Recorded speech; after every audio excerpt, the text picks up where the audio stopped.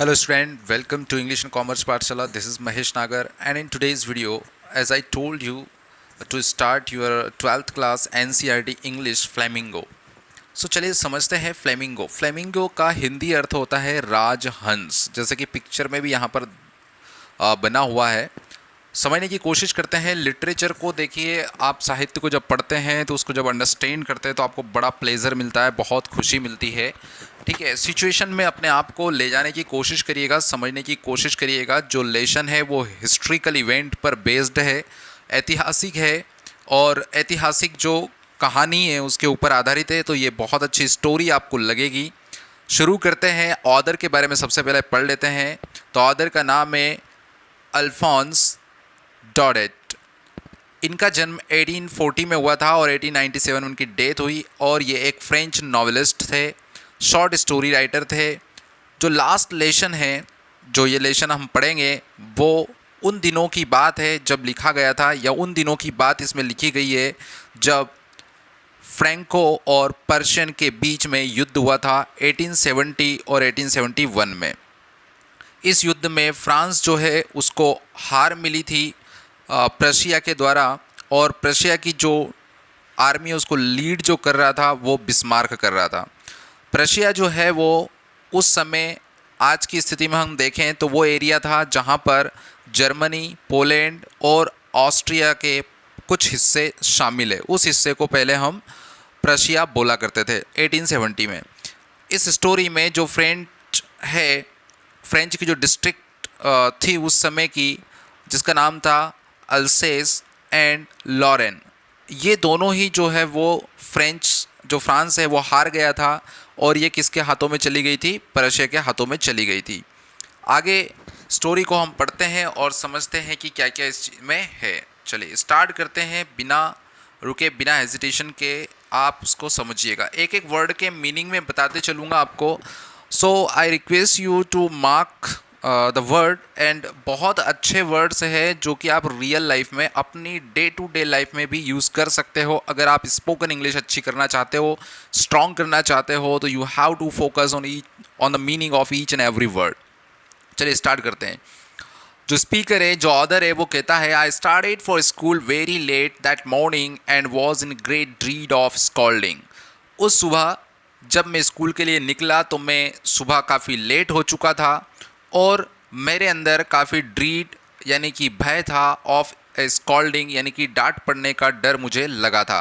Specially because, और ख़ास करके इसलिए क्योंकि M Hamel had said that he would question us on participles, क्योंकि जो एम हैमल है, उनके जो टीचर है, उन्होंने कहा था कि वो पार्टिसिपल पर क्वेश्चन करने वाले हैं, प्रश्न पूछने वाले हैं, इसलिए मुझे डांट का काफ़ी डर लग रहा था। And I did not know the first word about them, और मुझे तो शुरू का एक शब्द भी पार्टिसिपल्स के बारे में नहीं पता था। For a moment I thought of running away and spending the day out of doors. एक क्षण के लिए तो मेरे दिमाग में, मेरे मन में एक विचार आया कि क्यों ना यहाँ से भाग जाया जाए और स्कूल के गेट के बाहर ही पूरा दिन बिता लिया जाए, ताकि इस पार्टिसिपल से मुझे छुटकारा मिल जाए। इट वॉज सो वार्म, और उन दिनों काफ़ी गर्मी थी। सो ब्राइट, काफ़ी सूर्य ज़्यादा चमकीला था, तेज़ था, यानी कि गर्मी का मौसम था। The birds were chirping at the edge of the woods, और जो जंगल है, जो वन है, उसके किनारे पर जो पक्षी है वो चिरपिंग कर रहे थे, चहचहाट कर रहे थे। And in the open field, और जो खुला फील्ड था, खुला जगह थी, बैक ऑफ द सॉ मील मतलब होता है लकड़ी को जो काटने की जो मशीन होती है, जिसको हम आरा मशीन कहते हैं, वो। तो जो 100 मील के पीछे जो जगह थी, वहाँ पर जो खाली जगह थी, वहाँ पर क्या हो रहा था? पर्शियन सोल्जर्स वर ड्रिलिंग। पर्शियन सोल्जर्स जो है वो ड्रिलिंग कर रहे थे, यानी कि कुछ खोद रहे होंगे, ड्रिल करने का काम वो कर रहे थे। It was all much more tempting than the rule for participles, और ये कहीं ज़्यादा टैम्पटिंग का मतलब है कि मोहक या अच्छा लगना। तो जो पार्टिसिपल्स के रूल्स है, उनसे, जो नियम है, उनसे कहीं ज़्यादा अच्छा तो बाहर का नज़ारा उसे लग रहा था स्पीकर को। But I had the strength to resist, पर मेरे पास इतनी शक्ति थी कि उस नज़ारे को मैं छोड़ सकूं और मैं वो रजिस्ट कर दिया, मैंने रोक दिया उसके ख्यालों को, किसके, जो अच्छा वेदर था उसके ख्यालों को। And hurried off to school, और जल्दबाजी में या जल्दी जल्दी स्कूल की तरफ मैं बढ़ चला। When I passed the town hall, there was a crowd in front of the bulletin board. Town hall मतलब कि वो जगह जहाँ पर जो पंचायत या नगर पंचायत जो भी होगी, वो सरकारी जो होता है उसको बोलते हैं हम टाउन हॉल। तो जब मैं टाउन हॉल के पास से गुजर रहा था तो वहाँ पर बुलेटिन बोर्ड यानी कि जहाँ पर नोटिस वगैरह या समाचार प्रकाशित किए जाते हों, उस बोर्ड के सामने कई सारी भीड़ जमा थी। For the last 2 years all over bad news had come from there, और पिछले 2 साल से जितनी भी बुरी खबरें हैं, बुरे समाचार हैं, वो सभी इस बुलेटिन के माध्यम से आ रहे थे। द लॉस्ट बैटल्स, और बुरे समाचार क्या थे कि युद्ध हार गए हैं। The draft, the orders of the commanding officer, जो कमांडर है उसका ऑर्डर्स आते थे। And I thought to myself, और मैंने खुद में ये सोचा, विदाउट स्टॉपिंग, ना रुकते हुए, यानी कि मैं रुका नहीं लेकिन मैं ये सोचता गया, what can be the matter now, अब क्या मांजरा हो सकता है, अब क्या मैटर हो सकता है, ऐसा मैं बिना रुके सोचता गया। Then as I hurried by as fast as I could go, और फिर मैं जितना जल्दी हो सकता था, जितना तेज हो सकता था, कर सकता था, उतना तेज वहाँ से निकल गया। द ब्लैक स्मिथ, और फिर एक लुहार। वॉचर, अब ये वॉचर क्या है, यहाँ पर ये एक जर्मन वर्ड यूज़ किया है और इसका मतलब होता है वॉचमैन या गार्डियन, ठीक है। तो यहाँ पर आप वॉचमैन इसको समझ के चलिए। तो एक ब्लैक स्मिथ और वॉचमैन हु वॉज देयर, जो कि वहाँ पर थे, विद हिज अप्रेंटाइज। अप्रेंटाइज का मतलब होता है प्रशिक्षु या भिक्षु हम बोल सकते हैं, या उसको न्यूज़ को पढ़ने वाले। तो वो वहाँ पर थे, कहाँ पर, जहाँ पर वो गुजर रहा था। रीडिंग द बुलेटिन, और क्या कर रहे थे वो, बुलेटिन को पढ़ रहे थे, जो समाचार था उसको पढ़ रहे थे। कॉल्ड आफ्टर मी, उन्होंने मुझे बुलाया और कहा, डोंट गो सो फास्ट, इतना तेज मत जाओ बब। बब का मतलब क्या होता है कि ये एक वे है किसी व्यक्ति को एड्रेस करने की या बुलाने की, ठीक है। एक ऐसा शब्द जो कि कोई व्यक्ति गुस्से में आकर किसी को बोलता है। तो यहाँ पर जो ब्लैक स्मिथ और वॉचर है उसने गुस्से में कहा कि बेटा लड़के, तुम इतनी जल्दी कहाँ जा रहे हो। You will get to your school in plenty of time, school पहुँचने के लिए तुम्हारे पास पर्याप्त समय है। I thought he was making fun of me, मैंने सोचा कि शायद वो मुझसे मजाक कर रहे हैं। And reached M Hamel's little garden all out of breath, और मेरी सांसें फूल चुकी थी, और इस तरह से मैं कहाँ पर पहुँच गया, एम हैमल के लिटिल गार्डन में, यानी कि जहाँ पर वो पढ़ाते थे वहाँ पर मैं जाकर पहुँच जाता हूँ। यूजुअली, सामान्य तौर पर, वैन स्कूल बिगन, जब स्कूल शुरू होता है, देर वॉज ए ग्रेट बसल, तो जब स्कूल शुरू होता है तो काफ़ी बसल मीन्स हलचल वहाँ पर दिखाई देती थी। Which could be heard out in the street, जो कि सड़क पर से निकलने वाले लोगों को भी सुनाई दे देती थी, इतनी हलचल स्कूल के अंदर होती थी। The opening and closing of desk, जो डेस्क है उनका खोलना बंद होना, इसकी आवाज़ें। लेशंस रिपीटेड इन यूनियन, और जो पार्ट है वो यूनिट में बैठकर, यानी कि एक साथ ग्रुप में बैठकर रिपीट किए जा रहे थे। वेरी लाउड, बहुत तेज तेज। With our hands over our ears to understand better, और लेशन को समझने के लिए हम क्या करते थे कि अपने हाथों को अपने कानों पर रख लेते थे ताकि दूसरे की आवाज़ हमें सुनाई ना दे, ताकि और हम बेहतर तरीके से लेशन को समझ सके। And the teacher's great ruler rapping on the table, और जो टीचर है वो एक शासक की तरह आकर, एक राजा की तरह आकर, जो बेंच होती थी उसको रैप करते थे, यानी कि उसको, उसके ऊपर हाथ की जो थपकार है वो लगाते थे चुप कराने के लिए। But now it was all still, परंतु आज ऐसा कुछ भी नहीं था, आज सब कुछ ठहरा हुआ था। I had counted on the commotion to get to my desk without being seen, मैं बिना दिखे, यानी कि किसी को मैं दिखूँ नहीं, और कमोशन मतलब हल्ला गुल्ला किए हुए मैं बेंचेस गिन रहा था कि कितनी बेंचेस छोड़कर मुझे कौन सी बेंच पर जाकर बैठना है, मैं ऐसा कर रहा था। But of course that day everything had to be as quiet as Sunday morning, परंतु वास्तविकता में जो स्थिति थी स्कूल की वो क्या थी, क्लास की, कि आज इतनी शांति थी जैसे कि संडे मॉर्निंग में शांति होती है, यानी कि जब कोई स्कूल नहीं जाता। थ्रू द विंडो आई सा माई क्लासमेट्स, और खिड़की के माध्यम से या खिड़की से मैंने झांक कर अपने क्लासमेट्स को देखा। ऑलरेडी इन देयर प्लेसेस, जो कि सब अपनी जगह पर बैठ चुके थे। And H हैमल walking up and down with his terrible iron ruler under his arm, और जो मिस्टर हैमल है, जो टीचर है, वो क्लास में यहाँ से वहाँ चहलकदमी कर रहे थे, उनकी डरावनी जो आयरन रूलर है, यानी कि जो स्टिक है आयरन की, उसको लेकर अपने हाथ में। I had to open the door, और फिर अब मुझे दरवाज़ा खोलना था। And go in before everybody, और सबके सामने मुझे जाना था।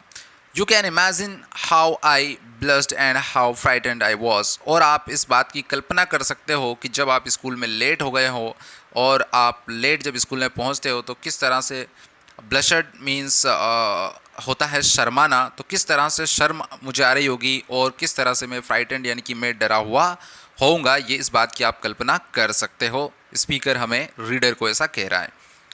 बट नथिंग हैपन, परंतु कुछ हुआ नहीं ऐसा। एम हैमल सामी, एम हैमल जो मेरे टीचर थे, उन्होंने मुझे देखा। एंड सेड वेरी काइंडली, और बहुत प्यार से उन्होंने कहा, go to your place quickly little French. French मतलब कि उन लोगों के लिए जो कि फ्रांस के रहने वाले होते थे, उनके लिए फ्रेंच वर्ड यूज़ करते हैं, जैसे इंडियन करते हैं। तो उन्होंने कहा कि छोटे फ्रेंच यानी कि छोटे फ्रांसिस, तुम जाकर अपनी जगह पर बैठ जाओ चुपचाप। We were beginning without you, हमने तुम्हारे पहले ही शुरू कर रखा है, यानी कि क्लासेस शुरू कर दिए। स्पीकर कहता है, आई जम्प्ड ओवर द बेंच, मैं बेंच के ऊपर जा कूदा। एंड जा कूदा यानी कि यहाँ पर कूदना नहीं हो रहा है, वो चला गया बेंच पर। And set down at my desk, और अपनी डेस्क पर जाकर बैठ गया। नॉट टिल देन, और तब तक नहीं हुआ था, क्या नहीं हुआ था, when I had got a little over my fright, और अब जो है मेरी जो डर था वो थोड़ा सा कम हो गया था। Did I see that our teacher had on his beautiful green coat, और फिर मैंने क्या देखा कि हमारे जो टीचर है मिस्टर एम हैमल, वो एक ग्रीन कलर का बहुत ही खूबसूरत जो कोट है वो पहने हुए हैं। हिज फ्रिल्ड मतलब होती है जो आसपास जिसको बोलते हैं ना अपन झालरनुमा, जिसमें हम कुछ डिज़ाइनिंग वगैरह होती है, ऐसी शर्ट वो पहने हुए थे। And the little black silk cap, और छोटी काली रेशम की टोपी वो पहने हुए थे। ऑल एम्ब्रॉयडर्ड, और सभी के ऊपर एम्ब्रॉयडरी यानी कि कारीगरी की गई थी। That he never wore except on inspection and prize days, और ये ड्रेस वो केवल इंस्पेक्शन के दौरान और प्राइस डिस्ट्रीब्यूशन जो होता था उन दिनों में ये पहनते थे। इसके अलावा वो कभी ऐसी ड्रेस पहनकर नहीं आते थे। बिसाइड्स, इसके अलावा the whole school seemed too strange, सारा स्कूल जो है वो बड़ा अजीब महसूस हो रहा था, लग रहा था। एंड सोलेम, और काफ़ी सोलेम यानी कि गंभीर भी लग रहे थे सभी लोग।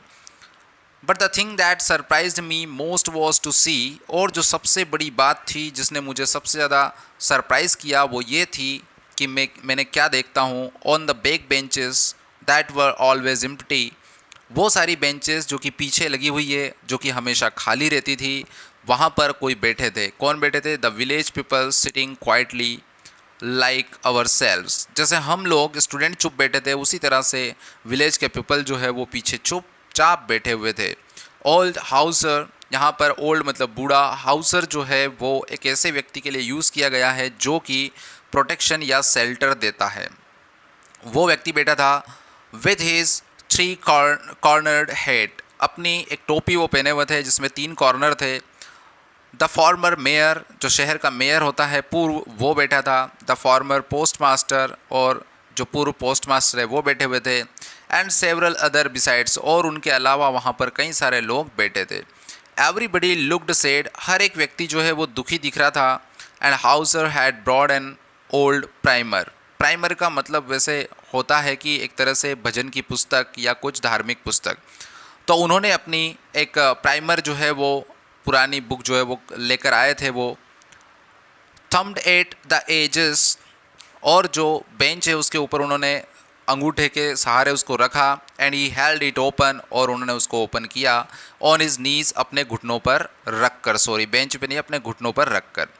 With his great spectacles lying across the pages, और उसके ऊपर जो है उन्होंने अपना स्पेक्टिकल्स जो है, अपना चश्मा जो है वो रख दिया पेज के ऊपर। While I was wondering about it all, और उस समय मैं खुद जो है वो चकित था इन सब जो भी वहाँ पर घटनाएं चल रही थी उससे। एम हैमल माउंटेड इस चेयर, और इसी दौरान जो टीचर है वो अपनी चेयर पर जा बैठते हैं। माउंटेड मतलब चढ़ना होता है, लेकिन यहाँ पर बैठना बोलेंगे उसको।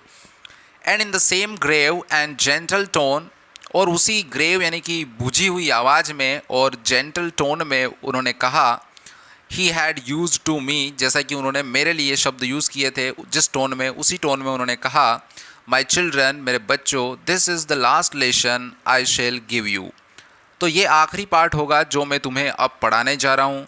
The order has come from Berlin to teach only German in the schools of Alsace and Lorraine. Alsace और लॉरेन वो दो डिस्ट्रिक्ट थे जो कि फ्रांस ने गंवा दिए थे और वो पर्शिया के हाथों में चले गए थे। तो इन जिलों में जो स्कूल आते हैं वहाँ पर अब जो है वो क्या नहीं पढ़ाया जाएगा, फ्रेंच जो है वो नहीं पढ़ाई जाएगी। अब वहाँ पर क्या पढ़ाई जाएगी, केवल और केवल जर्मन लैंग्वेज पढ़ाई जाएगी, क्योंकि बर्लिन से ऐसा ऑर्डर आया है। The new master comes tomorrow, नया मास्टर आ रहा है आपका कल। This is your last French lesson, और ये आपका फ्रेंच भाषा का आखिरी पार्ट होगा। I want you to be very attentive, और आप सबको इसको बहुत ही अटेंटिव होकर सुनना है, ऐसा मैं चाहता हूँ। What a thunderclap those words were to me। थंडरक्लेप का मतलब होता है जैसे किसी ने किसी बहुत बड़े हथियार से वार किया हो, तो ऐसा लगा जैसे मेरे ऊपर बहुत बड़े हथियार से वार किया गया हो इन शब्दों से। Oh the wretches, that was what they had put up at the town hall। तो wretches का मतलब होता है कि इन मनहूसों ने जो टाउन हॉल पर जो न्यूज़ थी, शायद वो यही न्यूज़ होगी, ऐसा स्पीकर या ऑथर हमारा सोच रहा है। तो स्टूडेंट्स, आई होप कि यहाँ तक आपको लेसन अच्छे से समझ में आया होगा। आज के इस वीडियो में इतना ही, बहुत छोटा बनाया है ताकि आप बोर भी ना हो, और नेक्स्ट जो पार्ट होगा, सेकंड पार्ट, उसमें हम इस लेसन को कंप्लीट करेंगे। तो जब तक आपके स्कूल ओपन होंगे तब तक आपका लिटरेचर जो है कम से कम फ्लेमिंगो जो है वो कंप्लीट हो जाए। पसंद आए तो लाइक कीजिए, सब्सक्राइब कर लीजिए चैनल अगर आपको लगता है कि बेनिफिशियल हो सकता है, और आपको लगता है कि आपके फ्रेंड्स के लिए भी बेनिफिशियल हो सकता है, उनको भी हेल्प मिल सकती है, तो you can, I request you to share with them. आज के इस वीडियो में इतना ही। Thank you very much.